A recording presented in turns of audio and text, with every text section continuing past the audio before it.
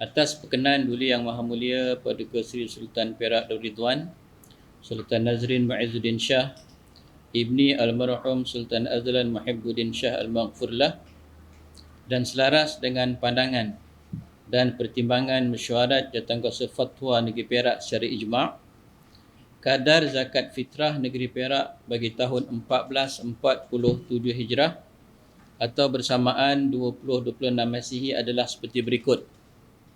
Kadar wajib RM10 bagi setiap individu yang menggunakan beras super special tempatan dan super import. Walau bagaimanapun, kadar pilihan atau galakan RM16 adalah bagi pengguna beras perang, beras wangi, herba poni dan beras rebusan. Manakala, kadar pilihan RM25 adalah bagi pengguna beras basmati, beras pulut, beras jepun dan beras merah. Kadar galakan dan pilihan ini dianjurkan berdasarkan firman Allah Subhanahu wa taala dalam surah Al-Baqarah ayat 184. Aman tatawwa'a khairan fahuwa khairul lah. Bermaksud, maka siapa yang dengan sukarela memberikan lebih baik daripada apa yang ditentukan itu, maka itu adalah suatu kebaikan baginya. Pilihan ketiga yang tertinggi tahun ini agak rendah daripada tahun lepas. Tahun ini RM25, tahun lepas 27.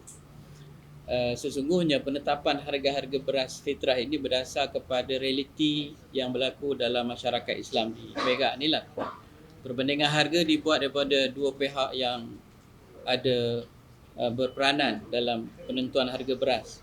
Pertama, Kementerian Pertanian dan Keterjaminan Makanan melalui unit kawal selia beras. Dibandingkan dengan kajian yang dibuat secara realiti kepada pusat-pusat perniagaan yang menjual beras. Kadar pertama RM10, itu kadar minimum. Siapa-siapa makan beras mana pun, siapa-siapa yang ni RM10 dah selesai kewajipan dia. Tapi yang seterusnya itu adalah kadar-kadar pilihan.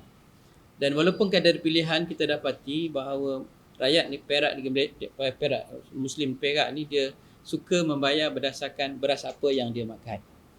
Jadi itu lebih afdal sebenarnya, tetapi tidak menjadikan mereka yang bayar walaupun RM10 itu tidak sah.